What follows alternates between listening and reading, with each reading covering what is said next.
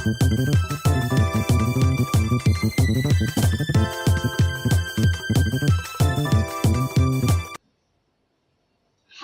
I'm Guo Cheng Guang, 11 years old, primary 6, from YUMIN Primary School. Let's take a look at what do we have in this lesson. So in this lesson, it is still about techniques of definite integral. But we are at our comparison between definite integration and indefinite integration. For definite integration and indefinite integration, other than these three differences that we have written out, they also have some similarities. Well, let me tell you what are their similarities. So I can tell you that it is about their method. Okay, let's think. Indefinite integral. The methods that we used. What is the thing that we want? What do we want to get at last so that we can integrate it? Okay, with that, I think you get it. It's the basic formula or the basic formulae. Then how about definite integral? Sometimes it also have those basic formulas. So basic formula is one of those that can be used by both indefinite integral and definite integral. The basic formulae. So let's take a look at some of these basic formulas. So this is number one. Then in this basic formulae, a very common basic formula is, this is for indefinite integral. I write it in the indefinite integral, okay? So we have x dx. Okay, so x dx, that means you integrate that. Okay, so this is very basic. So you have a half x squared plus c. Then the next.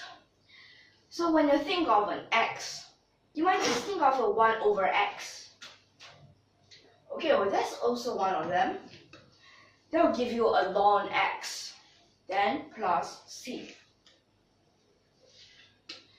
Then the next part. What others are also very common? Sine and cosine. Yup, they're very common. Sine x dx. Sine, you'll get a negative cosine x, then plus an arbitrary constant. D, that's a cosine. They'll give you a sine x, then an arbitrary constant c.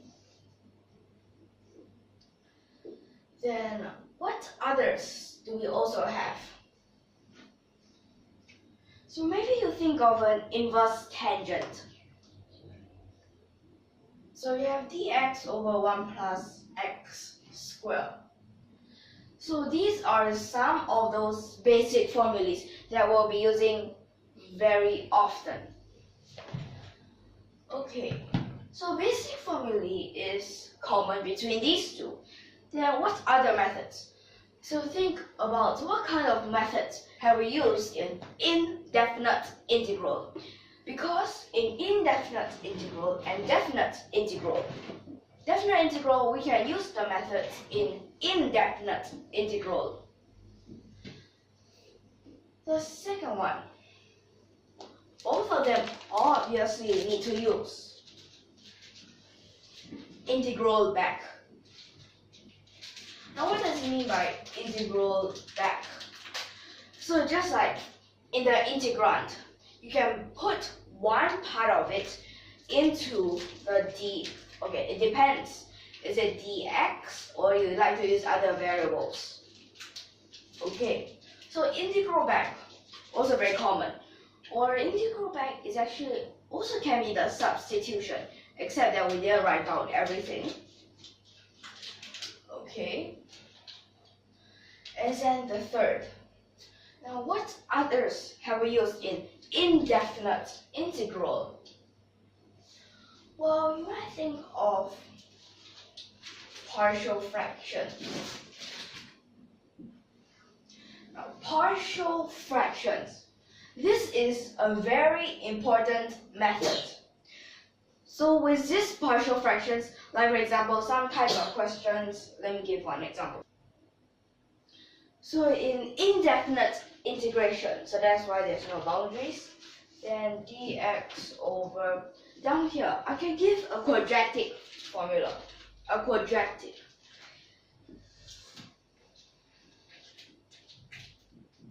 Something like this. Then you could just immediately factorize it.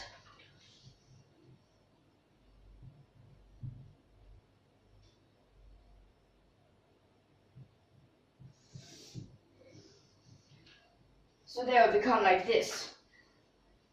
Then after you immediately factorize it, you will need to separate these into two different fractions. But here you have to think.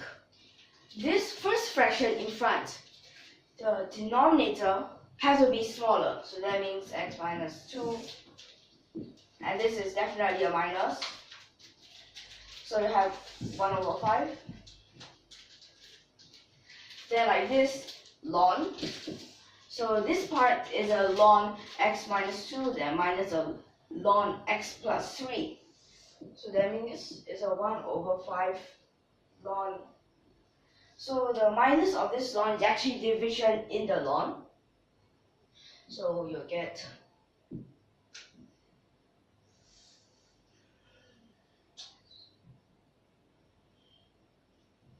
then plus the arbitrary constant.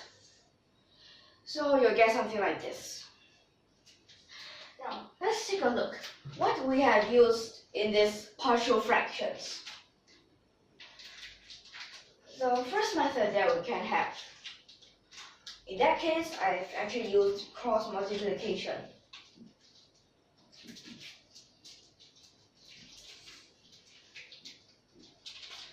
Then what other methods can you think of? So other methods are like, for example, completing square.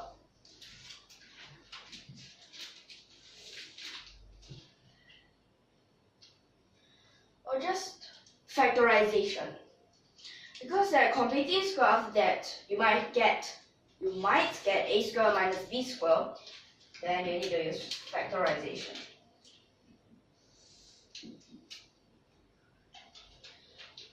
Then what if you don't want to use these? Well, you might want to use the factor theorem.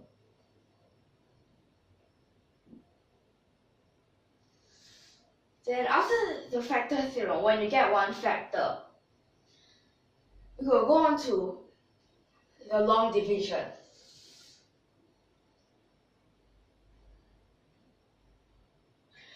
But sometimes for your question, they might have some trigonometry inside.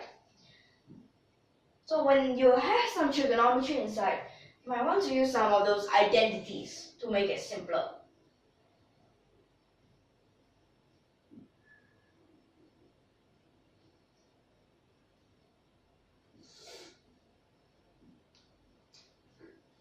Okay, so in partial fractions, you can use all these.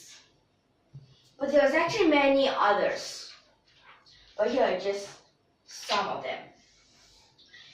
Then, after learning these partial fractions, what did we learn? Okay, so we have learned about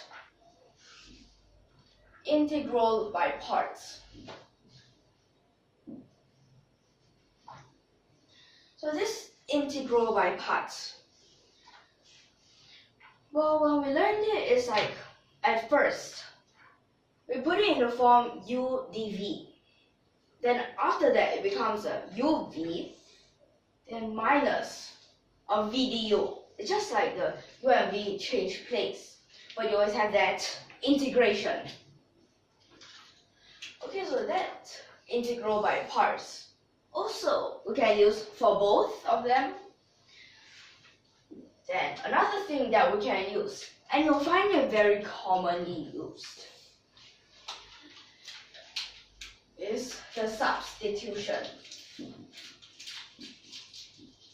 Now this substitution, it is also split into several parts. Like for example, the first part, algebraic substitution. Then you might also have trigonometric substitution. But then in this trigonometric substitution, for different cases you might need different types of trigonometric substitution. Like for example, our first case, maybe, so you will integrate, then dx over x, then you have suddenly a square root, 1 minus x squared. So this time you might want to use this trigonal substitution. But which type? You look at this 1 minus x squared. Then you can straight away use x as either sine or cosine. So the first case, you might want sine theta, okay, or other variables. Well, in this case, I'll just use theta. Sine theta or cosine theta in this case, because we can actually use that the trigonal identity. Then after that, other than sine and cosine, you can also use tangent or cotangent.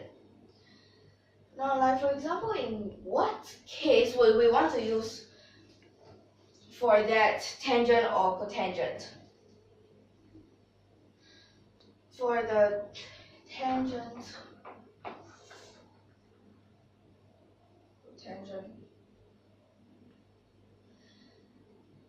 so for this, maybe this case. So when you put that in, you could use another of the identity.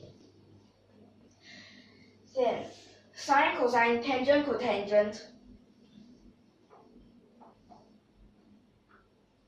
You could also have secant, cosecant.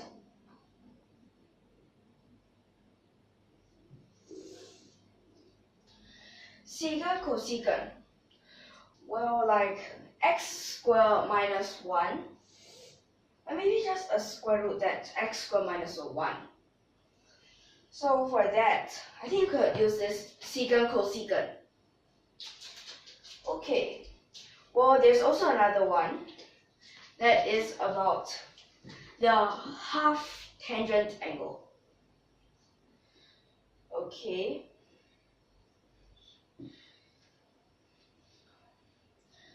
So for this now,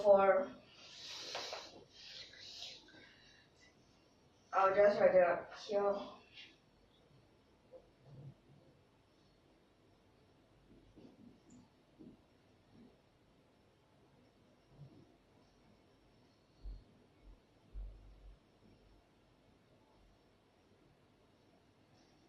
Like this. Okay, so these are some of those that you can use in this trigonometric substitution. After that, like you could also have, you could start in some exponential. Sometimes you might need to use those, or sometimes even logarithms. Okay, so for these are some of the types of substitution. Then you have many others. Okay, so out of these 5, partial fractions, integral by parts, and substitutions are the most important of them. But basic formula is also quite important. Okay. So we have these that are in common. Okay, so let's take a look at what types of examples do we have right now. But very importantly, you have to watch out whether is it indefinite integral or is it definite integral. If it is like indefinite integral, you have to watch out for its boundary. You have to watch out for its integrand. Its integrand is very important. You also have to watch out for what type of methods could you use. Okay, so let's look at this example.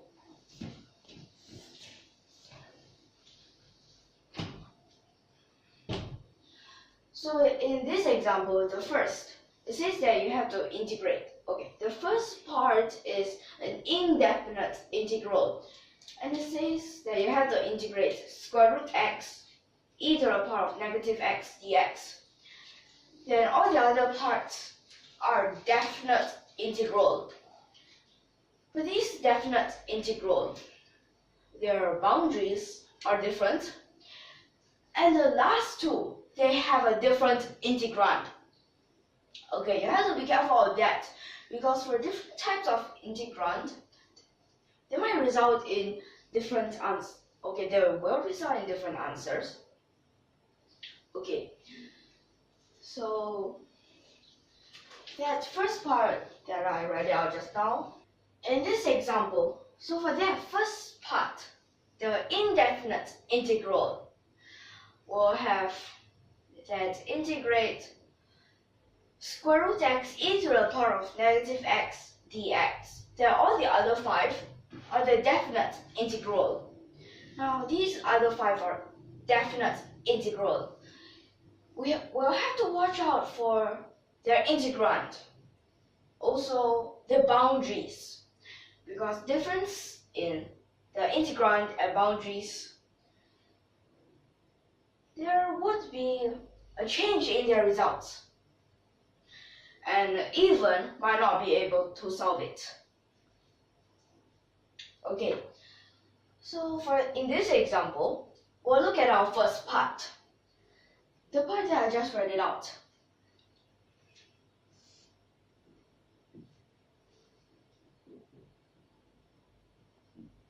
Like this.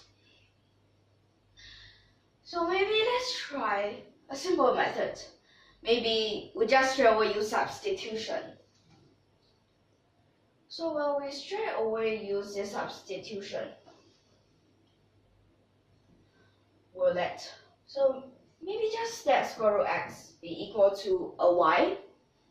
Then we'll have to change this x over here. It will become a y squared. Then dx will also have to change. Then there will be extra 2y dy. There is no range. Well, there's no boundary since this is just indefinite integral, so there's no interval. Then this would be equal to, so square root x becomes a y, then another 2y, so there'll be a y squared there already. They'll get an e to the power of negative y squared dy. Let's try to use, let's see, maybe integral by parts once. We put, now which one do we put inside? So we might want to put this e to the power of negative y squared inside first.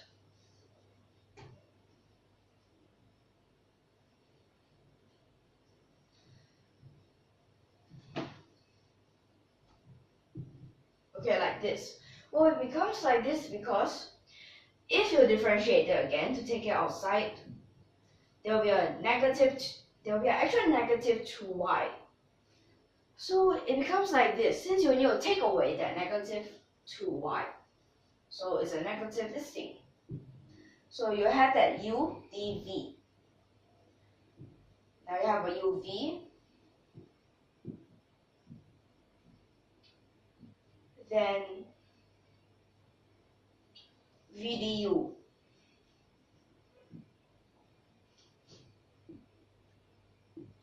But then we'll realize here. Even if we use substitution and integral by parts, we'll realize there's this extra part here. And what is this extra part? Well, actually this part, in the last lesson, we have already seen this. Indefinite integral, we cannot integrate this part. So, this is about that. That means this, we can't solve it. We can't find what is that solution at last. So this is that first part. This cannot continue anymore. Okay, then how about our second part? So second part, 0 to infinity. Then square root x, then e to the power of negative x dx for this.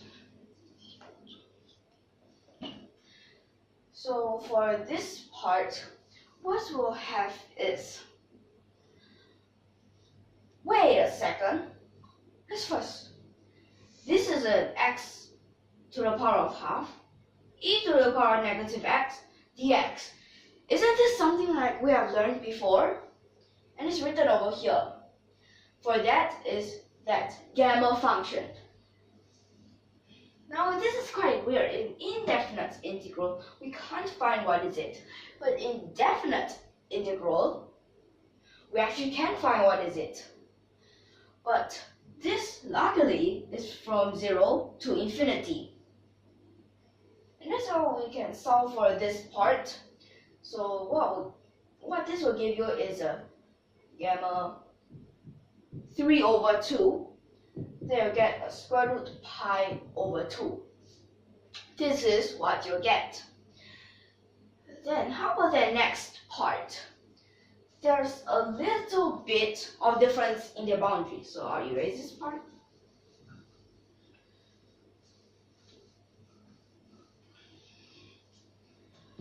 Would that little change in the boundary make some big changes?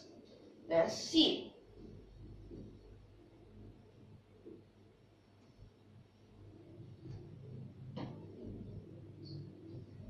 Instead of 0 all the way to infinity, right now it becomes 1 all the way to infinity.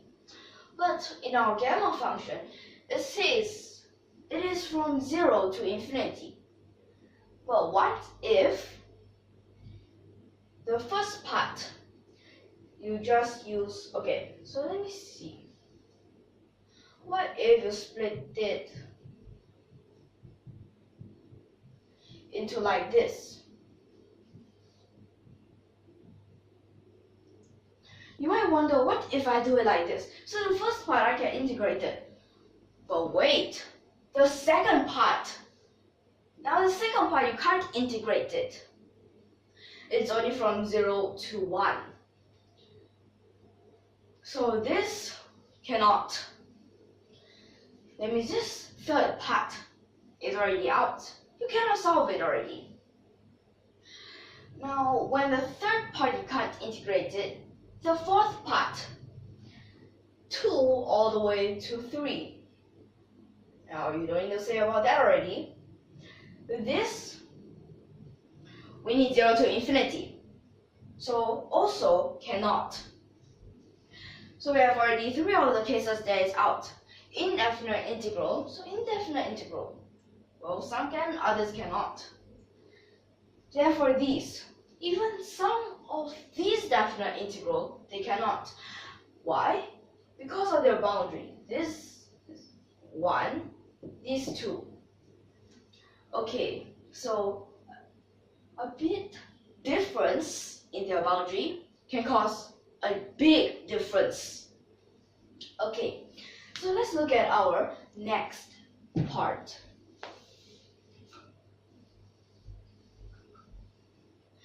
So our next part, you must think, what's so different?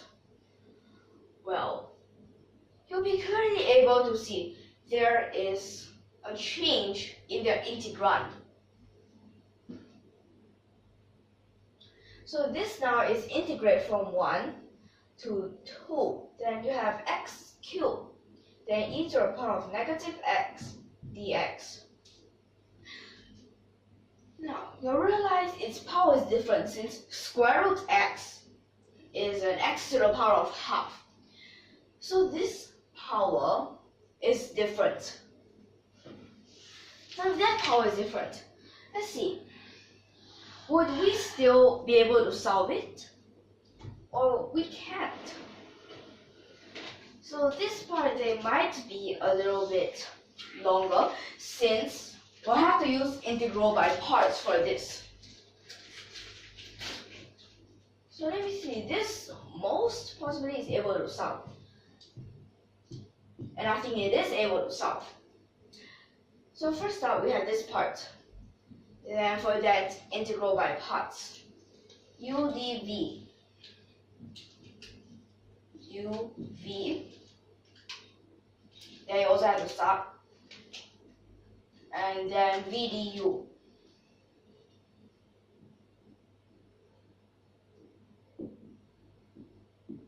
Then be careful, no more constants.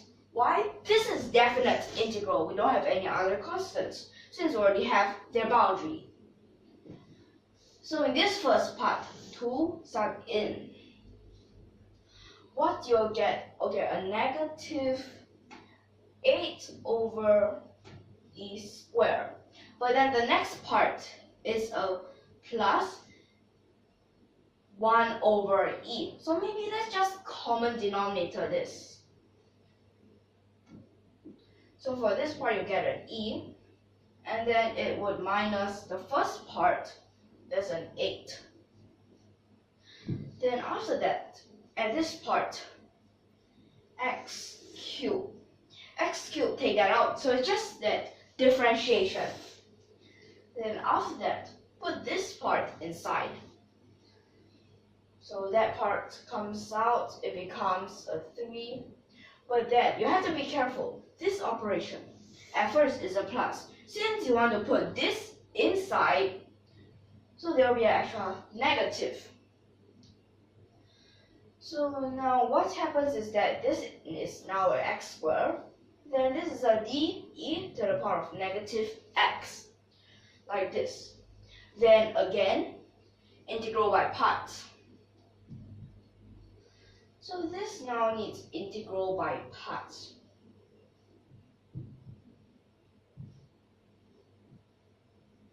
This first part stays the same. Then you minus 3 u dv, u and v, and start the boundary. Then I have to plus.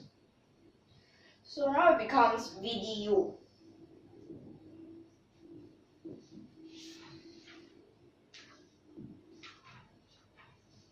And it becomes like this. Then at this part, sub in, then you can common denominator with this again.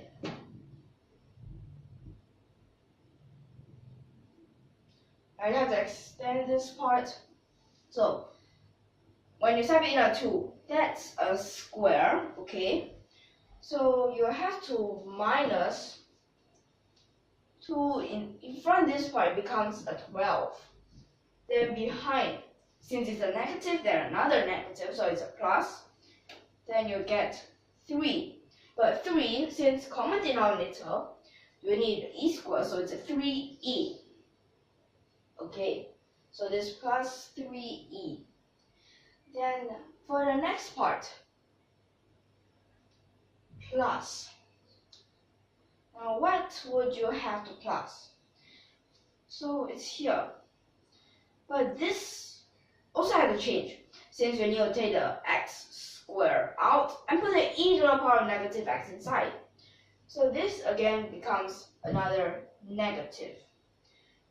Differentiate, there will be extra 2. So we get a 6.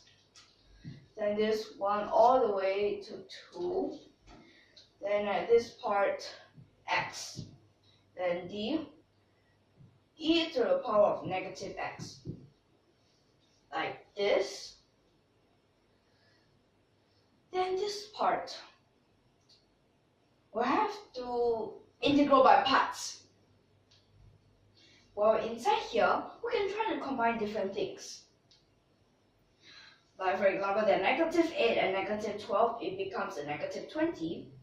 E and 3e becomes a 4e. Like this. Then you have to minus a 6. Then you have x, e to the power -x. That's at 1 all the way to 2. Then plus 6. Integrate from 1 all the way to 2. Then you have e to the power -x dx. Okay, so now it's a dx. Now when you see dx, you don't need to take this in front again. Why is already a dx? You just need an actual negative, then just straight away integrate already. So this part. Sum in, you can try to combine already. So 4e minus 20, then this part minus 12. Then you have to plus. What would you plus? 1 sum in, you have 6. But common denominator becomes an e. So here, an actual negative, so it's a -6. E to the power of -x, then start from 1 to 2. Then this combine and the other two combine. Here, sum in.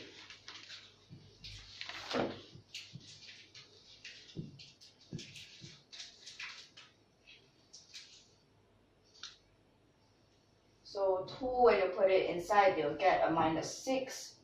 Then 1, it becomes plus 6e.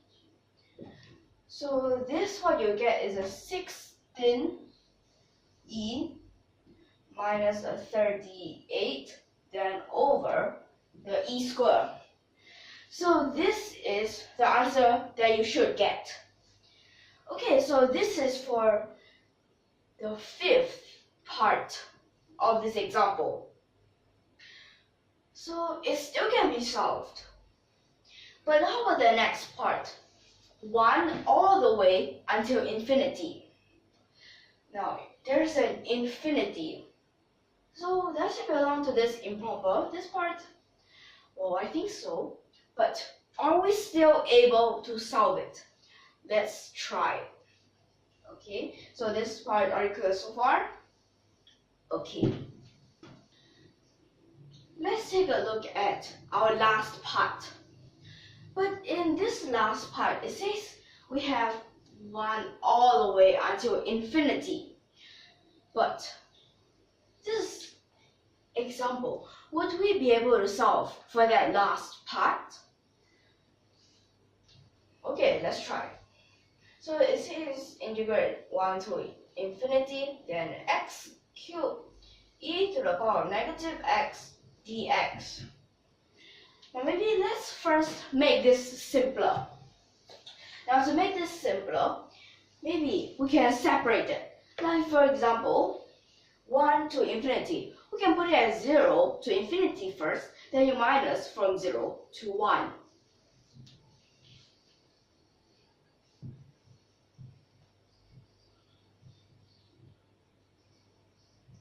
Like this for that first part, then you minus from 0 all the way to 1.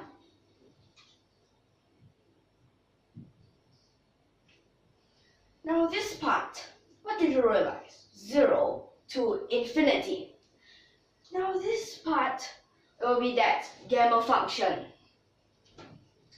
So that means it just straight away becomes gamma 4. Therefore, this next part, we'll have to use integral by parts. So using integral by parts, we'll have to put this behind. So that will give us a plus. Like this. This part we can straight away find is 3 factorial, so that's a 6. Now we'll have to plus this part. U dv. Now here's a U v.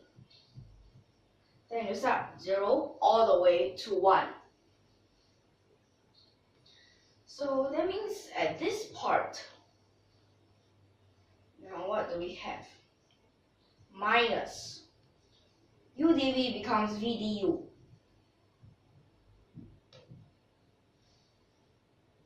So we get something like this. Then after that, for this 6, I think still stays there. And then at this part, so your plus, so when you sub in that 1, you'll get a 1 over e. But then when you sub in a 0, it becomes, this is a 0 times 1, so it's still a 0. Then here, so minus, then differentiate or take this out. Okay, put this behind. That means you'll get another negative. Then you have to integrate from 0 to 1. Then you'll have x squared, but then an extra 3 there. And then dE to the power of negative x. This part, integral by parts again.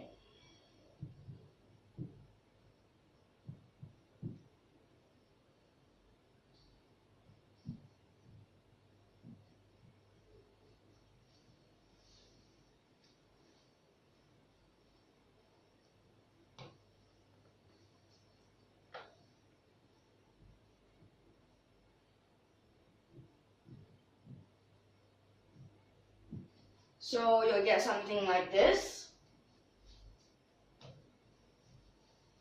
And then after that, so this would be equal to, then you have another 1. Okay, so 6 plus, you get a 4 over e, like this. So this would have to, let's see, minus, now differentiate and integrate. 3 times 2, that's 6. 0 to 1.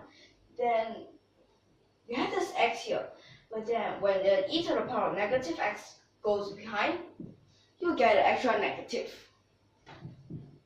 So this is a 6 plus e, the 4 over e. Then you have the plus, so this integral by parts.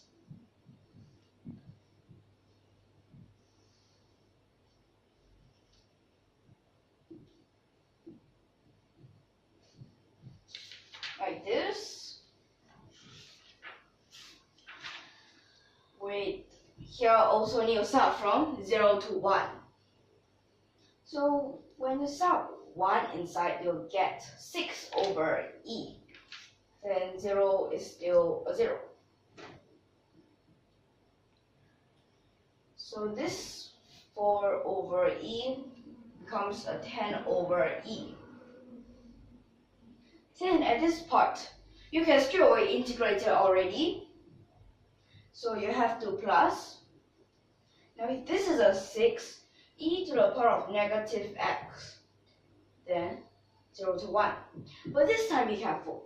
When you sub in a 1, you get an extra 6 over e, so you get 16 over e. But where does that 6 go? 0, so in, and this is a minus, so I minus away that 6. So this should be the answer that you get at last. Okay, so let's take a look at what we have gone through so far. So in this example with the 6 parts, now what did you realize? Okay, so I think that you have realized that in indefinite integral and definite integral, even though sometimes same question, but indefinite integral, they might not be able to solve. But definite integral, they only sometimes might be able to solve. But why is it only sometimes? Well, let's see. Definite integral, if you say it's a proper integration, that means this, well, all the definite integral, they have their own interval, or otherwise known as the boundary. So if that is a problem, most of the time you just sub in what you get in this indefinite integral. But if you can't get that in the indefinite integral, that means you can't straight away sub in. And when you can't straight away sub in and you don't have other methods, then you cannot. But for example, the second part, what's so special? Why is it so that out of the first four, only the second you can solve? They all have the same integrand, but it's because at that second part, you have that special interval. But how about the last two parts? The last two parts, they both have different intervals, but they still both can solve. But why is that so? Well, that is because they have special integrands. So see, we have special interval and special integrand. For definite integral, if they can solve, then it might be because they have a special interval, or they have a special integrand, or even both. Well, it's possible. Now let me just say about this, like, what if it is in physics? So in physics, for their interval, it's saying about their condition. But for that integrand, well, the integrand is determined by that physical process, or that principle. Okay, so in this lesson, are you clear so far? Okay, so you must be careful. Is there the special interval? Is there a special integrand, or both? Okay, so in this lesson, I hope that you're clear so far. Well, let me just tell you a case when it is a special interval and special integrand at once. You realize it's at this part. Special interval, perfect for the gamma function. Special integrand, even if you don't want to use the gamma function, you still can solve it like that. Okay, so I think this lesson we can end here now. So if you like our videos, don't forget to subscribe to our channel. I hope that you're all clear so far. Last but not least, thank you for your watching.